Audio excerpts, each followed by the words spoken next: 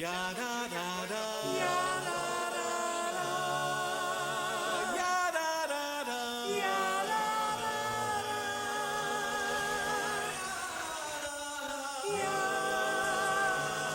you, ladies and gentlemen. You've been a wonderful audience. Thank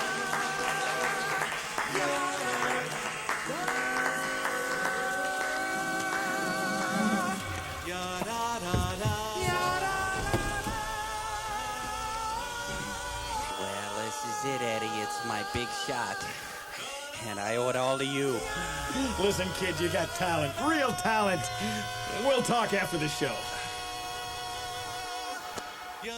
And now, ladies and gentlemen, a man who will tickle your funny bone, the one, and thank goodness, the only, miracle of comedy, Wayne Miracle!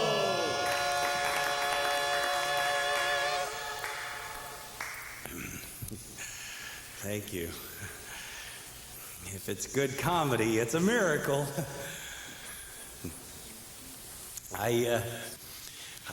I just flew in from Cleveland.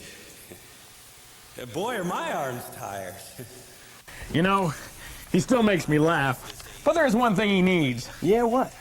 A day job. But even more importantly, a resume. A resume? Yeah. You know, a resume. A piece of paper or two summarizing his life's history. The idea is to select those specific parts of your past that support your doing a particular job well. Most often, the paper that presents you to prospective employers who, based on their response, may or may not grant you an interview. Along with the application form, it is the tool employers use most to screen job seekers. Well, you know a lot about resumes. Yeah, I used one to get this job. How many of you out there are married? Yeah. Marriage is a funny thing, huh? Take my wife, please. Timing! Take my wife, please. So how did you start yours? My resume? Yeah. Well, a good resume requires you to clarify your job objective, select related skills and experiences, and get it all down in a short format. Remember that a resume is a tool to communicate your skills. It can help you meet an employer's expectations or provide details not usually discussed during a preliminary interview. And I told him that every time I do this, it hurts. So he said, well, don't do it that way. So don't do that. Huh? Don't do that! How would I start a resume for, say, Wayne? While most people use ideas and even words or phrases from sample resumes, it's important that your resume represents you. Now, it's okay for you to help Wayne with his resume, but just make sure that it ends up sounding like Wayne wrote it. Okay. Now, there are basically three types of resumes.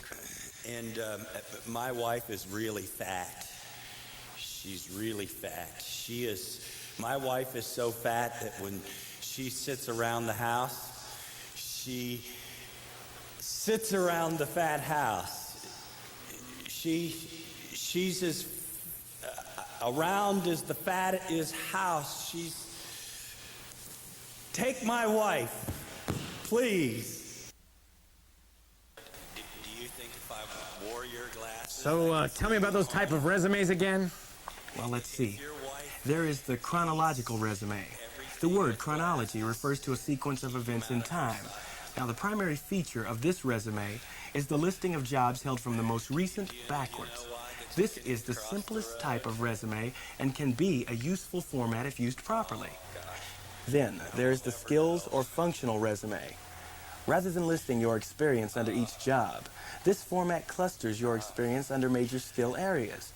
For example, if you're strong in communication skills, under that major heading, you could list a variety of supportive experiences from different jobs, schools, or volunteer situations. Several other major skill areas would also be presented. Now, this would make little sense, of course, unless you had a job objective that required these skills. A skills resume is harder to write than a simple chronological resume. If you have limited paid work experience, are changing careers, or have other problems to overcome, a skills resume may be a clearly superior approach to help you present your strengths. and avoid displaying your weaknesses. And then there's the combination or creative resume. Elements of the chronological and the skills resumes can be combined in various ways to improve the clarity or presentation of a resume. There are also creative formats that defy any category, but that are clever and have worked for some people. Handwritten, unusual papers, sizes and shapes, resumes with tasteful drawings and borders, lots of other ideas. Now, some are well done and well received, and others are not. Thank you very much. You've been a wonderful audience. Give yourselves a round of applause. Thank you. And don't forget, if it's funny, it's a miracle.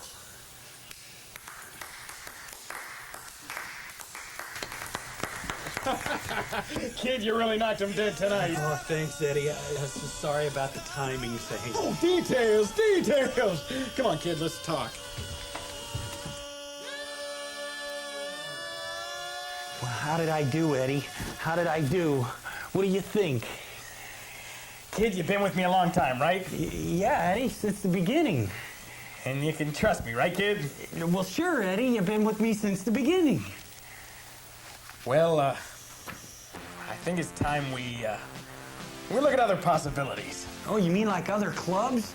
Oh, you mean like Vegas and maybe Reno or No. Moab or... I mean, Oh, you mean get out of show business. But I can't, Eddie, I can't. Show business is my life, it's my soul. kid, it's time. What am I gonna do? Well, first, you're gonna write a resume. A resume? Yeah, a resume. Look, read this book. It'll help you understand how to write one. You read that book, and I'll be back to help you right after the fabulous Fellini brothers. Sure, Eddie. A resume? Yeah, a resume. Look, read this book.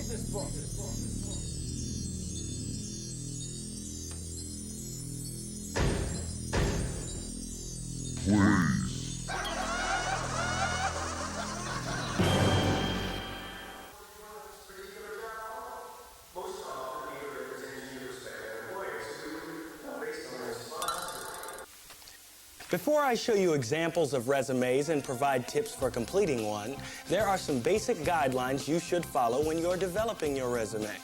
Length. Opinions differ on this, but 1 or 2 pages is a good range. If you are seeking a managerial, professional, or technical position, where most people have lots of prior experience, 2 pages is the norm. And remember to use good quality paper and matching envelopes. While most resumes are on white paper, you may prefer off-white, ivory, or very light tan. You can use other pastel colors, but do not use red, pink, or green tints. Errors. I am always amazed how often an otherwise good resume has typographical, grammar, or punctuation errors. Don't have any. Find someone to review your resume to check for these and other errors. Appearance. Your resume's overall appearance will affect an employer's opinion of you. Is it well laid out? Is it crisp and professional looking? Use action words and stress accomplishments. Don't simply list what your duties were. Emphasize what you accomplished. And don't be humble. Like an interview, this is no place to be humble. If you don't communicate what you can do, who will? Make every word count. Write a long, rough draft of your resume and then edit, edit, edit. If a word or phrase does not support your job objective, consider dropping it. Okay, class. Let's begin by creating our own resumes. Let us begin with the heading. If you are employed now and don't want your employer to know of your job search, you can put the words confidential resume at the top. Next is your name. This seems obvious enough, but don't use a nickname or stage name. Address. Don't abbreviate and do include your zip code. If you may move during your job search, ask a relative, friend, neighbor, or in some cases, agent, if you can temporarily use their address to handle your mail. As a last resort, arrange for a P.O. box at the post office. If you plan to move to a new city during your job search, get a local address at the new location so you appear to be settled there. Phone numbers. One is usually not enough. If an employer does try to call you, it will probably be by phone. You could try to be at home at all times, but that is hardly a good way to get a job. Provide the number of a friend or relative in addition to your home number. Type home for your home number and message for the other one. That way, an employer will know you probably won't be there, but to leave a message. It works. If you can use your business phone number for your job search, put it on the resume and identify it simply as business, but still provide one or more alternate phone numbers. While I'm not crazy about telephone answering machines, they're better than nothing. Better still is an answering service.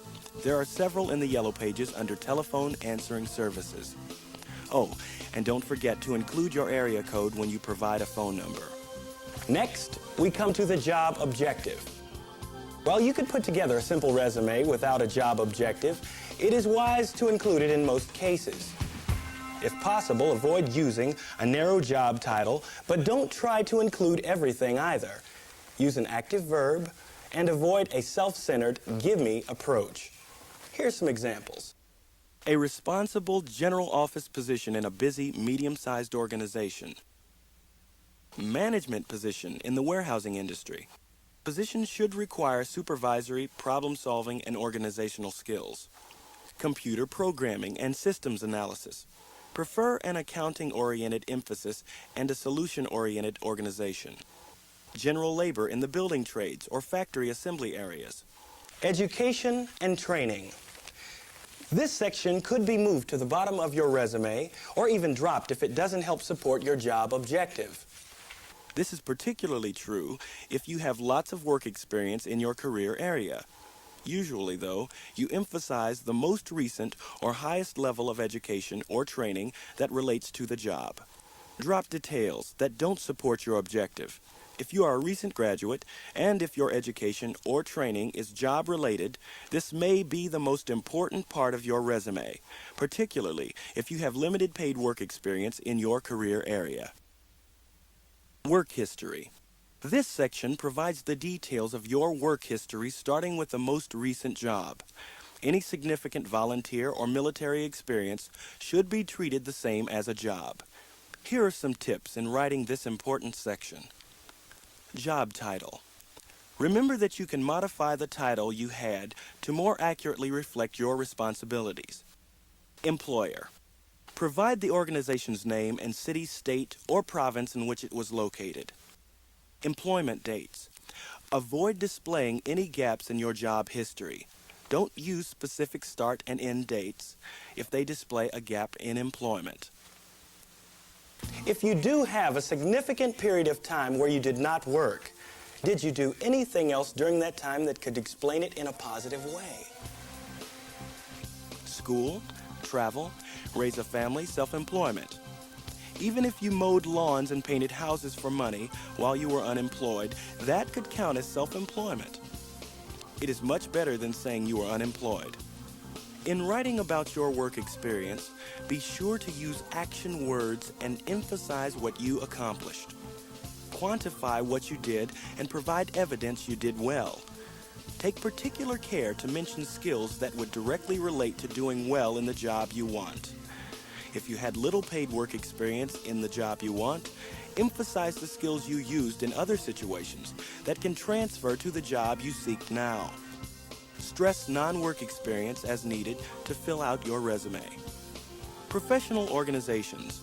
If you belong to job-related professional groups, it may be worth mentioning, particularly if you were an officer or were active in some other way.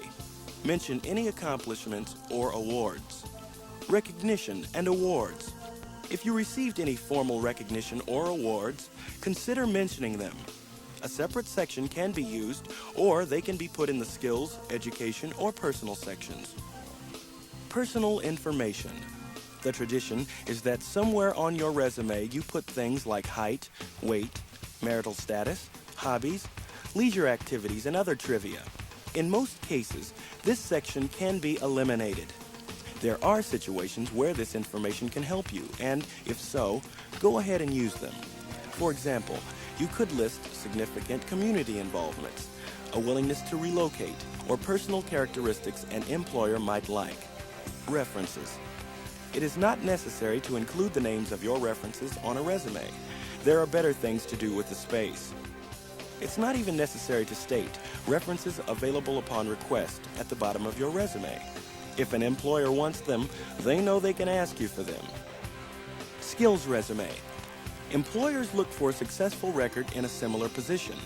If you are a recent graduate or have little prior experience in the career you now want, you will find a simple chronological resume emphasizes your lack of related experience. A skills resume avoids these problems by highlighting what you have done under the heading of specific skills, rather than jobs you have held. If you performed in nightclubs for 2 years, it won't show up as a gap in employment. Instead, you could say that you are developing your people skills. That could be very useful experience for certain positions. Because it is a tool that can hide your problem areas, some employers do not like this sort of resume, but many do. And if you have a problem that a traditional chronological resume highlights, a skills resume may help get you the opportunity to meet with a prospective employer rather than getting screened out. Constructing a skills resume. The skills resume uses a number of sections that are similar to those in a chronological one. Here, I will discuss only the sections that differ: the job objective and skills section. The job objective. While a simple chronological resume does not absolutely require a career objective, a skills resume does. Without a reasonably clear objective, it's not possible to select and organize the key skills you have to support it. It may be that the job objective you wrote for the chronological resume is good just as it is, but for a skills resume, your job objective statement should answer the following questions. What sort of position, title, or area of specialization do you seek?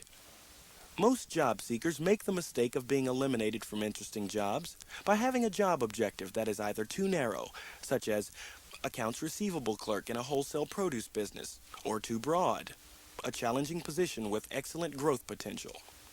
What level of responsibility interests you? Job objectives often indicate a level of responsibility, particularly for supervisory or management roles. If in doubt, always try to keep open the possibility of getting a job with a higher level of responsibility and salary than your previous one. What are your most important skills? What are the 2 or 3 most important skills or personal characteristics needed to succeed on the job you've targeted? These are often mentioned in a good job objective. Here are a few job objectives that meet the criteria.